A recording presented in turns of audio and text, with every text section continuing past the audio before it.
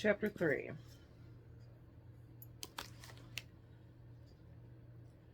Bev has disappeared out back, muttering about her headache the way she does after every single one of our sets, and digging a pack of cigarettes out from beneath the register.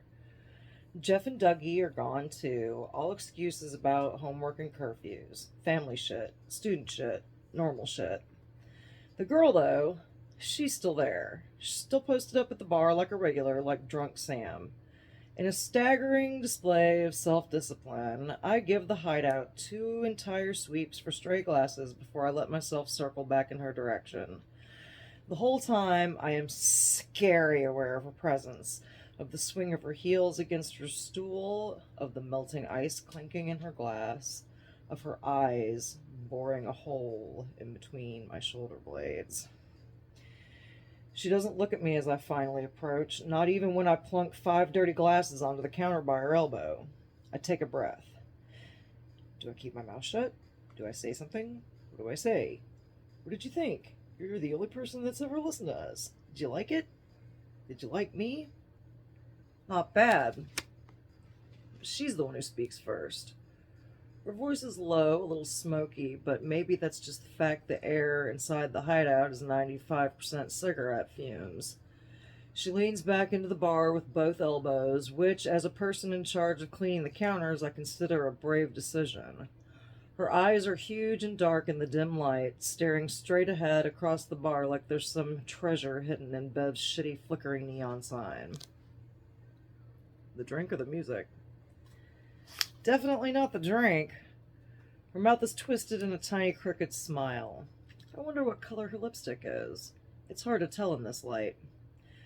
I ordered a Jack and Coke, not sure what this shit is. All of Bev's mixers fell off the back of a truck somewhere, I say. That's our finest Coca-Cola. More than 2 will turn you blind. She laughs. It's such a bright sound that I find myself blinking. I'm Paige, she says, holding out a hand. She turned to face me now, finally, and I get my first look at her face. Freckles is my first dumbass thought. Just one word, like a total Neanderthal. But it's not exactly my fault because she's got a ton of them, splashed across her nose and cheeks and framed by her chin-length, rumpled dark hair. Eddie, I say. There's a squeak somehow around the first syllable, and I totally space on holding out my hand in return. Munson, right? I fight back a grimace. Game over. She knows who I am, which means there's no way in hell sticking around for another Jack and Croak. Yeah, I say. It comes out way too defensive, but I know what's coming. Better run up the drawbridge sooner rather than later. But she just smiles, self-satisfied in a way that takes me totally off guard. I thought that was you, she says. When I saw you up there, you guys was good. Ugh, is all I can imagine. Or manage. Talent show. Winter 1981. You did that cover of Prowler that went over like a lead balloon. Lead balloon is generous. We'd been kicked off stage halfway through our performance and had spent the next week with members of the PTA knocking down our parents' doors with concerns about corroded coffin and trying to turn their precious babies to Satanism. Whoever that girl is, she'd been there to witness it. I feel like I should have been having a moment of recognition, but I resolutely do not, and for a few moments of dial-tone staring, Paige takes pity on me. Paige Warner, she says. Hawkins. Class of 82. This at least rings a bell. Warner. My brother's been a student there, she says. Junior. He's on the baseball team. Which means he's probably tried to kick the shit out of my Hellfire kids at least once. You want another one? I ask, because if there's only one thing that I don't want to do right now, it's discuss the highs and lows of high school sports. Her eyebrow quirks up like she knows exactly what I'm doing. Won't it make me go blind? It's life without a little risk. I duck around the bar with the smoothness that impresses even myself. There's about 5 minutes before Bev comes back from her migraine break that's really a smoke break and yells at me for screwing around, so I'm going to take advantage of every single second. Heavy pour or light? Light. I gotta get past my parents tonight. I mix her drink, emptying nearly an entire can of off-brand pop into her glass and sliding it across to her. So, I say, watching as she takes a sip, you must be visiting. Otherwise, I'd have seen you around. Hmm, she hums, watching me over the rim of her glass. I imitate, wrinkling my nose at her. Don't pretend like that's an answer. You got out of this hole. You're back now for however long. For some reason, you decided you wanted to grab a drink here, even though there's tons of spots in towns where you'll have less of a chance of getting puked on in the parking lot. What if I told you this was the only bar in 20 miles with a stage and I wanted some live music? I glance over at the shitty amps, the creaking stage. I'd say what's wrong with driving 21 miles? She laughs again. Unless you wanted to see us specifically. Before your ego starts inflating, no. This is just a happy coincidence. Happy, huh? Sure, she shrugs, running a finger around the rim of her glass. You're right, I'm visiting. My grandma just died, and her house is basically a war zone. Order to the max. I flew out for a few weeks to help my folks sort through it all, and it is grim. We found, I don't know, 3 dead cats. That's a lot of dead cats. A lot of dead cats, she agrees. And maybe it's all the animal carnage, but I'm really missing LA. This is about as close to the Roxy as you can get in Hawkins, Indiana. Wow. Los Angeles? Wow. Wow. I shake my head, struggling to clear away any visions of sand and surf and sunlight. I already felt bad enough for you getting dragged back here, but getting dragged back from California? She cocks her head. It's not all bad. Something in the way she's looking at me is throwing me off balance, and I finally put my finger on why.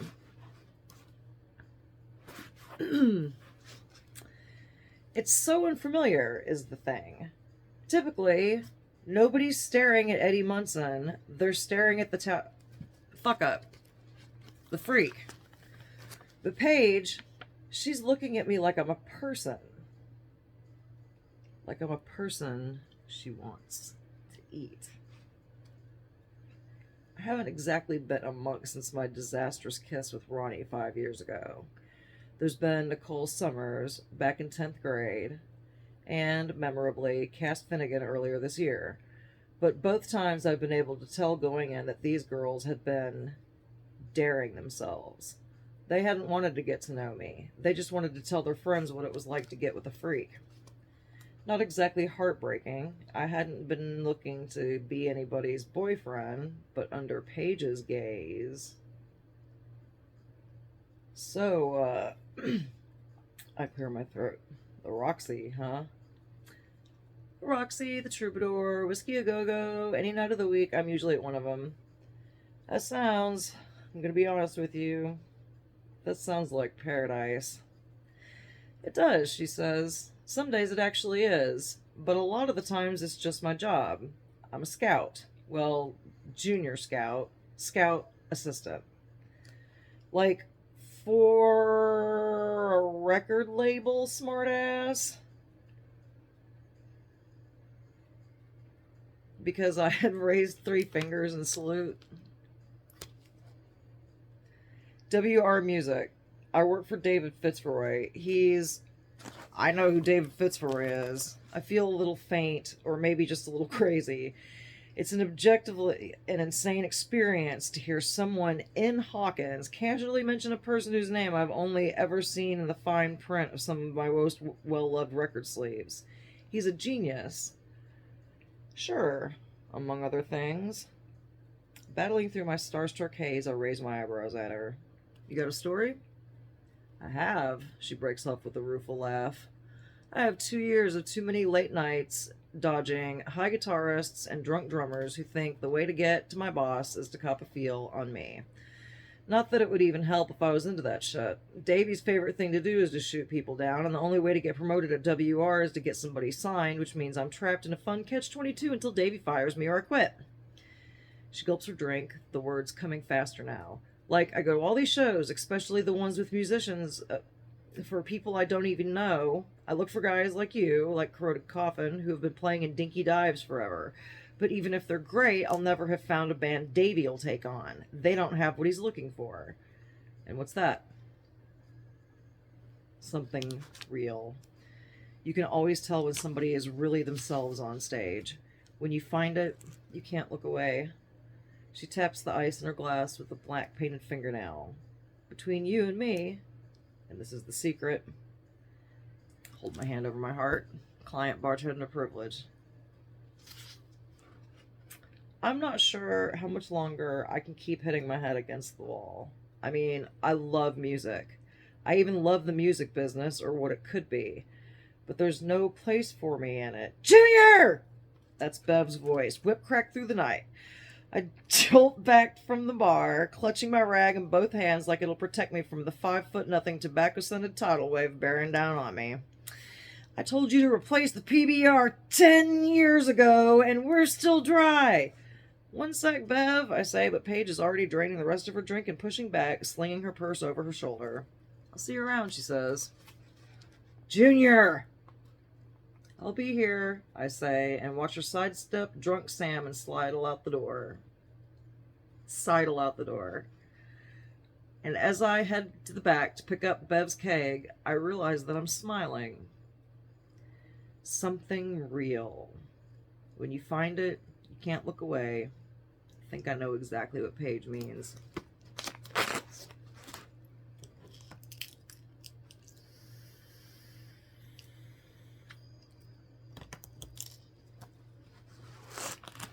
Chapter 4.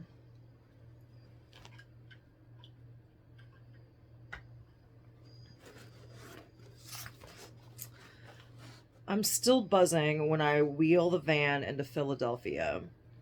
In another world, maybe one where it's not 2 a.m, I might have been humming, walking on air.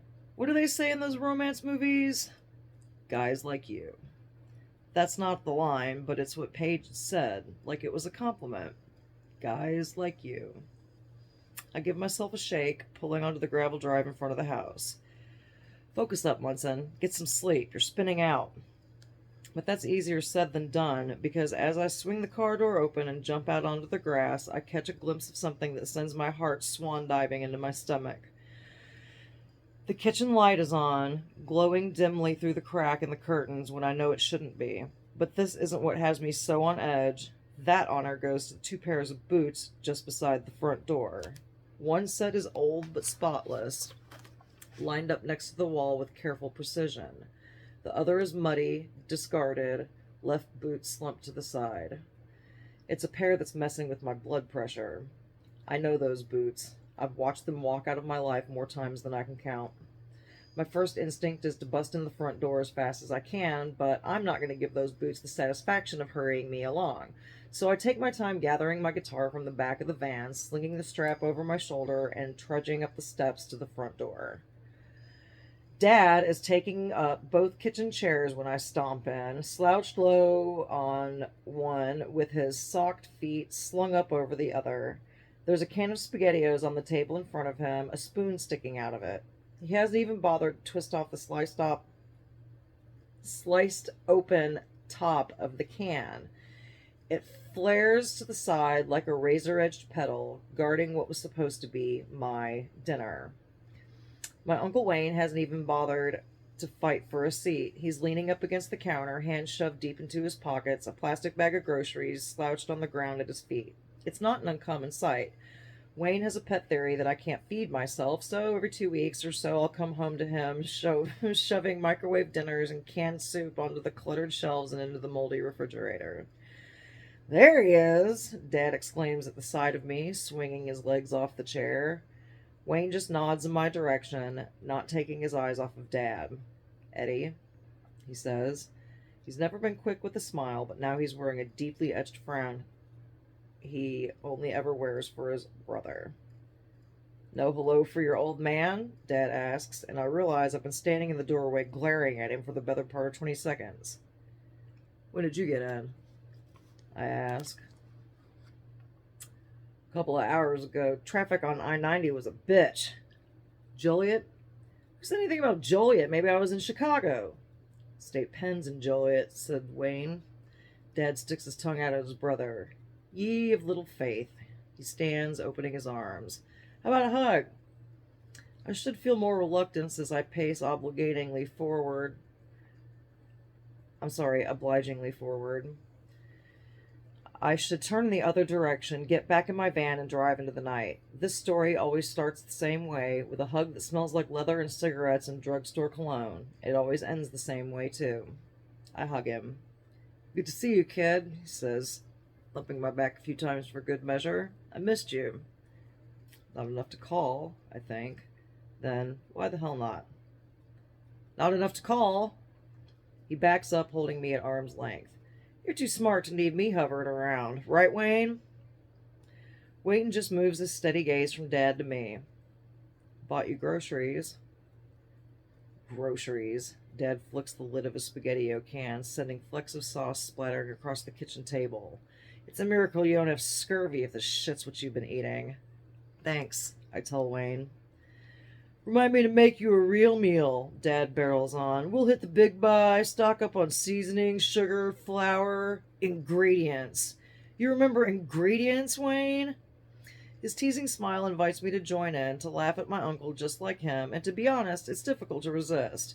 But I swallow back the impulse and force myself to study his face. Dad doesn't roll into Hawkins unless he's got a reason, and his reasons tend to detonate. The sooner I figure out what's driving him this time, the sooner I can get out of the blast radius. Dad rolls his eyes. You've just been spending too much time with your uncle. You sound just like him. How long this time? How long this time?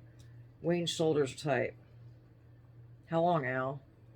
Dad shrugs. I don't know. At least he's being honest. If he'd said something like, I'm sticking around, I'd have kicked him out the door. Great.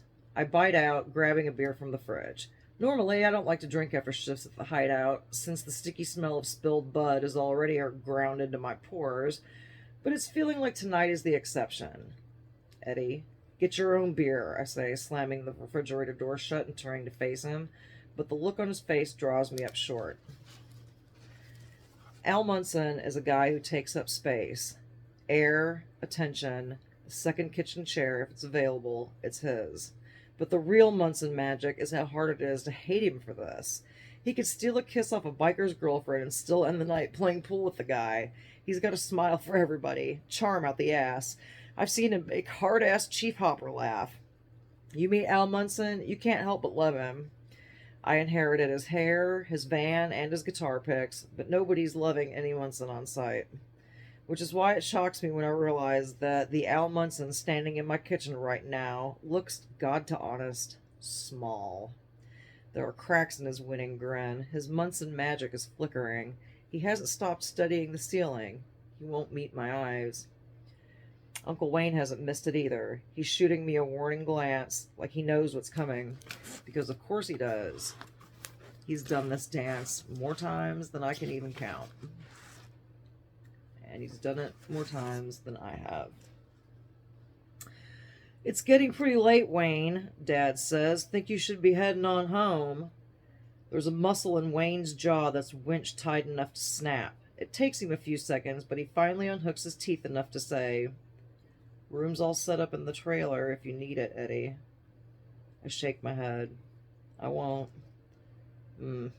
Wayne screws up his ball cap around his ears, stalks towards the front door. See you around, Al. Dad gives him a mocking little salute.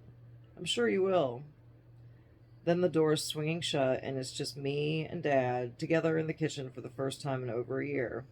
He shakes his head. Can you believe we're related to such a goddamn stick in the mud? But I'm not so easily distracted, especially not when there's still trouble written all over Dad's face. What happened? Dad takes a deep, shuddering breath. I fucked up. There it is. The reason. Cops. He shakes his head. I made a few miscalculations. Borrowed some money from the wrong people. Now they want it back. I set my beer down on the counter. What money? Would you believe me if I said I gave it away to a good cause? There's a sparkle of humor in his eyes, just for a moment. Donating it to a starving widow and her 3 kids? I just look at him, and that sparkle fades. Didn't think so. Fine. It's a gambling debt. I just got out of a 2-month stay behind bars at the FCI in Colorado Frankie and his boys picked me up and we were going to blow off some steam, hit a casino. He smiles at me, kind of pale. I guess the casino hit back. How much? 10 grand. My pulse roars in my ears. Jesus, Dad! I know, but listen. Who are these people? Are they coming after you? If they followed him all the way across Hawkins, does that mean I'm in the crosshairs? And if I'm in the crosshairs, is Wayne? Is Ronnie? What's the outer range of the shrapnel? Are they coming here? Listen. He takes a step forward, hand on my shoulder. It's steady and sure in a way that his wan grin wasn't, and I could feel my pulse start to slow. They won't come anywhere near us, I promise. Not yet. Well, Dad, do you have $10,000 laying around that I don't know about? Not yet, but I will. Dad plucks my beer off the counter before I can protest, but he doesn't drink.